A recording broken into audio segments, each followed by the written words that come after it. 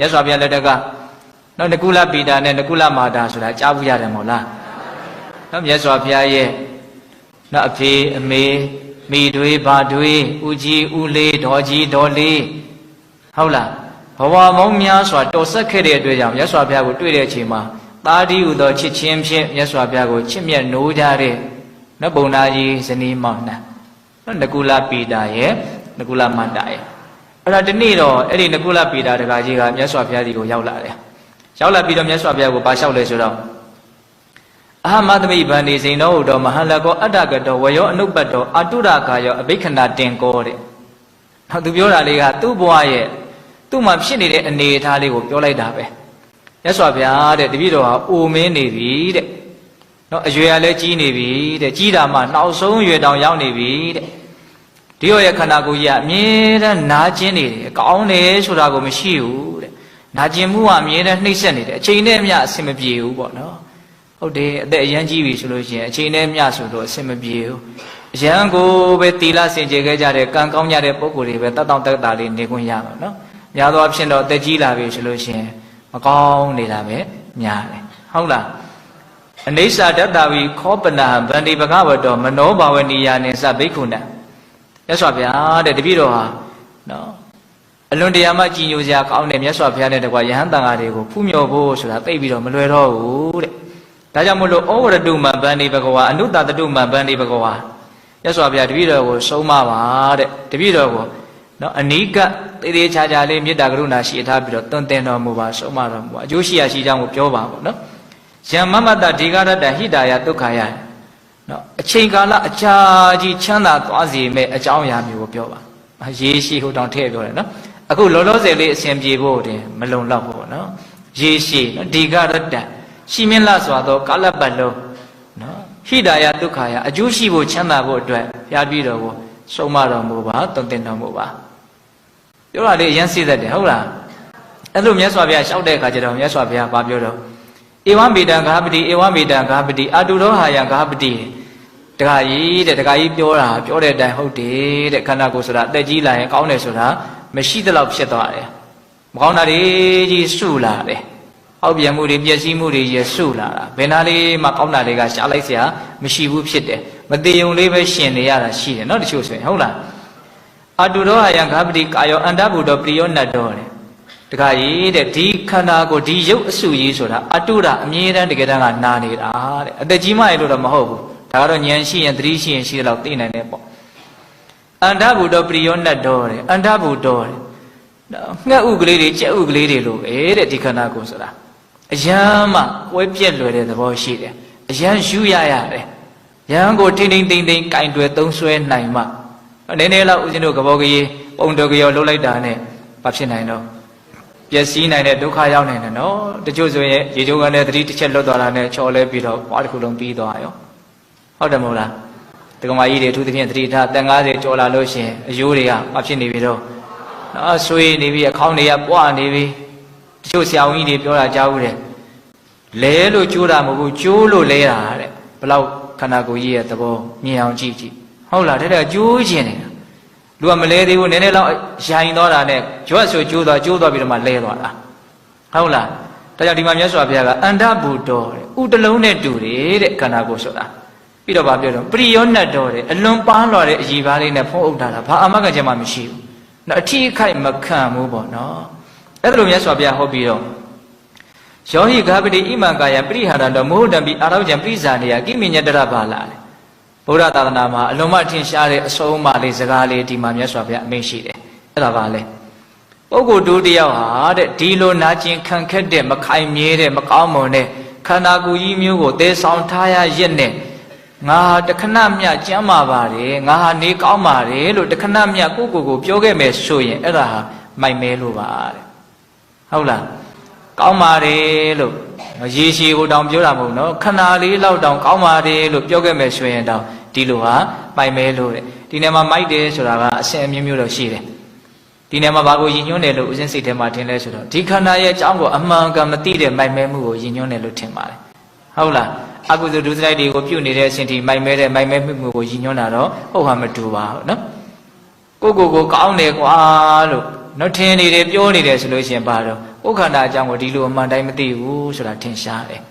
ဟုတ်လားတကယ်သာတတိဆွဲသွင်းမြင့်မြင့်နဲ့နေမယ်ဆိုလို့ရှိရင်ခန္ဓာဟာတခဏမြတ်တောင်ကောင်းတဲ့သဘောမရှိဘူးဆိုတဲ့ဒေသနာကိုတဖြည်းဖြည်းနဲ့ပူပြီးတော့သဘောကျလာမယ်ဟုတ်လားကိုကောင်းတယ်ထင်နေတာကအထင်ကြီးပဲတကယ်သာတတိဆွဲနေမယ်ဆိုရင်ကောင်းတဲ့ချိန်ဟာရမ်းနေတာပဲဆိုတာကိုတဖြည်းဖြည်းနဲ့နားလည်လာမယ်ဟုတ်ရဲ့လားဒါကြောင့်မြတ်စွာဘုရားကကိုကောင်းပါတယ်လို့တခဏမြဝန်ခံခဲ့မယ်ဆိုရင်တော့ဒီလူဟာမိုက်မဲတဲ့လူလို့အဲ့လိုအမိန့်ရှိတယ်အဲ့လိုအမိန့်ရှိပြီးတော့တတ္တမတိဟတေခါပတိဧဝံသိခိတတ္တဒါကြောင့်မလို့တခါကြီးတဲ့အခုငါပြောတဲ့အတိုင်းရှင်းပါတဲ့နော်အဲ့ဒါကဘာလဲဆိုတော့အတုရကာယတမေတ္တောစိတ်တအနာတုရံဘောဟိတတိဒီအဆုံးအမလေးကပေတ္တတို့နားထဲမှာဆွဲကြပြီးသားဟုတ်လားအတုရကာယတမေတ္တောစိတ်တအနာတုရံဘောဟိတတိတဲ့နော်နာကျင်သောခန္ဓာကိုရှိပါတော့လည်းပဲစိတ်ကိုတော့မနာကျင်အောင်ငါနေမယ်ဆိုပြီးတော့သင်အဲ့လိုကျင့်ရမယ်တဲ့ကိုနာတော့လည်းပဲစိတ်မနာအောင်ကျင့်ရမယ်လို့ဒါမြတ်စွာဘုရားဒီမှာဟောတာပဲဟုတ်လားစောတော်ကမြတ်စွာဘုရားသမားတော်ကြီးဖြစ်တယ်ဟောကြတဲ့ဒေသနာတွေဟာစီးတွေဖြစ်တယ်ဒကာဓမ္မတို့ဦးဇင်းတို့ကိုပူလောင်အောင်ဆင်းရဲအောင်နှိမ့်ဆက်နေတဲ့နော်ຢာကဒေါသမောဟတရားတွေဟာနော်ယောဂပိုးတွေဖြစ်တယ်ယောဂတွေဖြစ်တယ်ဆိုတဲ့ဒေသနာတွေနဲ့ဆက်ဆက်ပြီးတော့တွေးကြရမကောင်းဘူးလားဒီနေရာကျတော့မြတ်စွာဘုရားအသေးစိတ်လေးပြောလိုက်ပြီနော်ရုပ်အနာရှိတယ်နာမ်အနာရှိတယ်အနာနှစ်မျိုးလို့အကြံဉာဏ်ခွဲရမယ်နော်မနေ့ကဘုံဘုံစီကိုတက္ကမကြီးတယောက်ဖုံးဆက်တယ်တွေ့ကြုံရတဲ့လောကဓာတ်တွေနဲ့ပတ်သက်ပြီးတော့ဘလို့မှစိတ်ထဲမှာအစဉ်ပြေအောင်မနေနိုင်လို့အဲ့လိုလေးစကားခံပြီးတော့ဖုံးဆက်ရတာလည်းအရန်အားနာပါတယ်ပေါ့နော်ဆက်လက်ဆက်ခဲ့ပါတယ်တစ်နှစ်နေလို့တခါမဆက်ဘူးလို့ထင်တယ်အဲ့ဒါငိုကြီးချင်းပါတယ်ဖုံးဆက်တယ်ဘုံစီဖုံးဆက်လိုက်လို့ရှိရင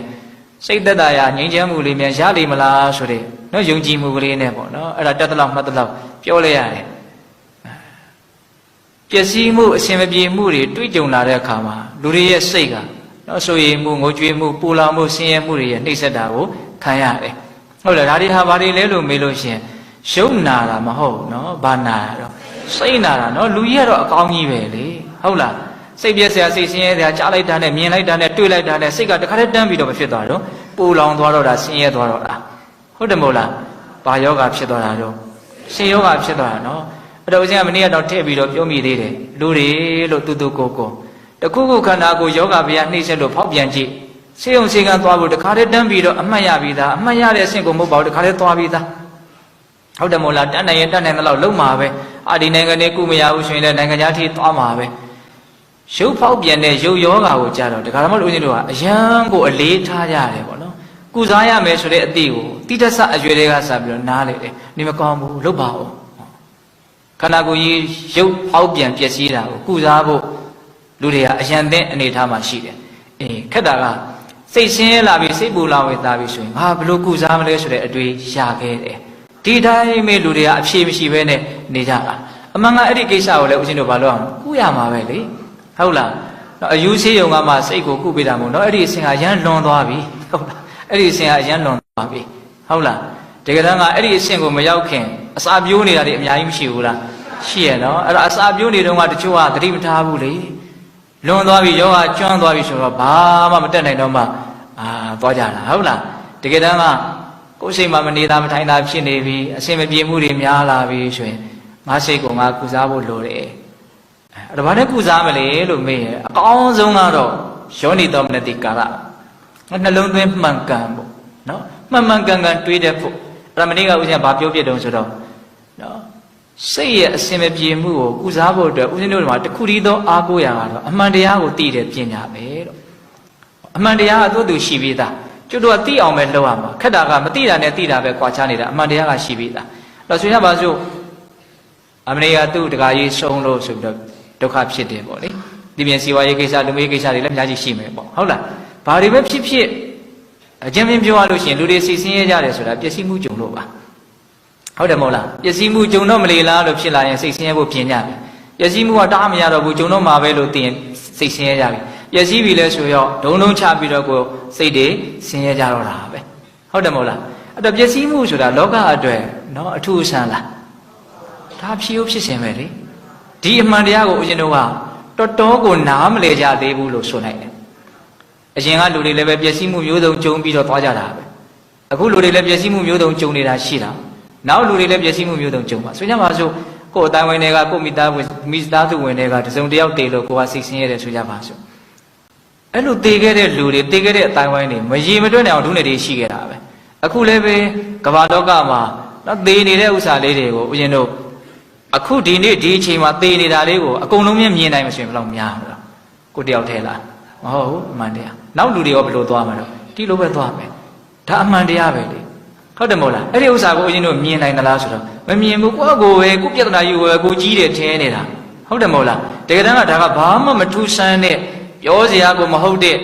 ဖြေဦးဖြစ်စဉ်ကိစ္စလေးတစ်ခုပဲအဲ့တော့ဖြေဦးဖြစ်စဉ်ကိစ္စလေးကိုဖြေဦးဖြစ်စဉ်ကိစ္စလို့နားမလည်တဲ့အခါကျတော့ကိုယ်အနေနဲ့အကြီးကြီးဖြစ်ပြီးတော့စိတ်ကမဖြစ်လိုက်တော့နားမလည်နိုင်မှုတွေနဲ့ပုံကြီးချက်ဖြစ်တာအကြီးအကျယ်ဒုက္ခရောက်ကြတာပေါ့နော်ဟုတ်လားဒါကဦးဇင်းကဘာပြောချင်တာတော့အခုမြတ်စွာဘုရားက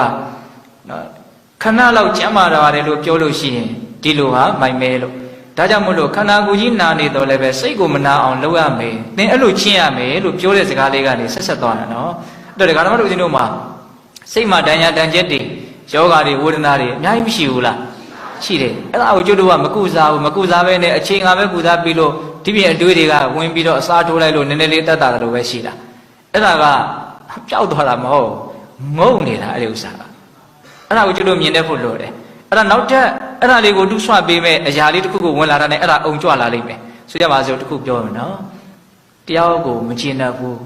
ဒီလိုလုပ်တာဟုတ်ကမဟုတ်ဘူးလို့ထင်နေတဲ့ဒေါသအခံလေးရှိတယ်ဆိုရပါစို့နောက်ထပ်အဲ့ဒီလူကနည်းနည်းလေးမဟုတ်တာမလုပ်လိုက်နဲ့ငကိုယ်တော့အခန့်မှာပေါင်းပြီးတော့ဝုန်းဆိုထလာလိမ့်မယ်ဟုတ်တယ်မဟုတ်လား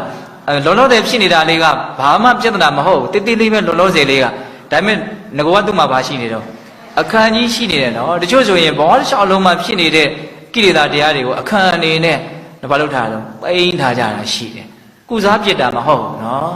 ဘာလို့ပြစ်တာတော့ဖုံးလွှမ်းပြစ်တာမျိုးလို့ဆိုနိုင်တယ်တတိနဲ့အတိနဲ့ဒါကိုစနစ်တကျဒါမကောင်းဘူးဆိုတဲ့အတိနဲ့ဦးဇင်းတို့ကြော်ဖြတ်ခဲ့တာမဟုတ်ဒီပြင်အတွေ့တွေကနေရာယူလာပြီးတော့ဝုဒ္ဓဝါဒနဲ့ဒီလိုနဲ့အချိန်ကကုစားလိုက်လို့ဒါလေးကမှေးမိန်သွားတယ်လို့ပဲရှိတာနားလည်ဖို့လိုတယ်ဟုတ်လားဒါကြောင့်စိတ်မချမ်းသာမှုစိတ်မသက်သာမှုစိတ်ပူလောင်မှုတွေကိုဦးဇင်းတို့တွေဟာဒါပြဿနာတစ်ခုဖြစ်တယ်ဖြေရှင်းရမယ်ဆိုတဲ့အမြင်အခြေခံရှိရရုပ်အစဉ်မပြေမှုတွေကိုကြတော့ဦးဇင်းတို့ကဖြေရှင်းဖို့အရန်တဲ့မယ်အနာဂတ်အတွက်ဦးဇင်းတို့ပတ်စံတွေပါလိရှားတဲ့ကိစ္စမှာတော့အဲ့ဒါပါရနော်ကျမ်းမာမြင်ကောင်းရင်ကုဖို့ဆိုတာအကြီးအကျယ်ထက်တွက်ထားတယ်ဟုတ်တယ်မဟုတ်လားရုပ်အတွက်တော့အရန်ကိုပဲအရေးပေးတာပဲနာမ်ယောဂအတွက်ကြတော့ဘလို့အစီအစဉ်တွေရှိလဲဘာအစီအစဉ်မှမရှိဟောအဲ့လိုပြောတော့နည်းနည်းတော့လွန်သွားတာပေါ့နော်အခုအစီအစဉ်ရှိလို့ဘုံဘုံရဲတို့တရားအထုတ်နေတာပါလို့ပြောမယ်ဆိုတော့ပြောလို့မရဘူးလားရမယ်နော်အဲ့တော့ပြောချင်တာကဦးဇင်းတို့ကနည်းနည်းလွန်သွားတယ်ပေါ့ဟုတ်လားအဲ့တော့ဘာကိုပြောချင်တာတော့နော်လေဒီဗဏိတဆရာဦးမောင်ကြီးရေးထားတဲ့စာလေးတစ်ပိုက်ရှိတယ်ရုပ်ယောဂဆိုတာတဲ့ကုလေခဏပဲပြောင်းပါတဲ့ဒီဘဝပြောင်းရင်လည်းတဘဝပဲပြောင်းပါတဲ့နောက်ဘဝပြန်ဖြစ်မှာပဲတဲ့တကယ်တမ်းကနံယောဂကိုကုစားဖို့လိုတယ်ပေါ့နော်နံယောဂကိုကုစားမယ်ဆိုလို့ရှိရင်အဲ့ဒီနံယောဂလည်းပြောင်းမယ်ရုပ်ယောဂလည်းပြောင်းသွားမယ်နံယောဂပြောင်းသွားတယ်ဆိုတာယန္တာဖြစ်တာကိုပြောတာဟုတ်လားယန္တာဖြစ်သွားပြီအမြင်အကုန်ရှင်းသွားပြီဆိုရင်နံပိုင်းဆင်ရမှာဘာအပြဿနာမှတော့ဘာမှားယွင်းမှုမှမရှိတော့တဲ့အတွက်ကြောင့်ရှင်ရဲ့ဒုက္ခအားလုံးရဲ့အကြောင်းတရားတွေအကုန်လုံးကုန်ခန်းသွားတဲ့အတွက်ကြောင့်ရှင်ရဲ့ဒုက္ခဆိုတဲ့အကျိုးရလဒ်တွေဟာအကုန်လုံးချုပ်ငြိမ်းသွားတယ်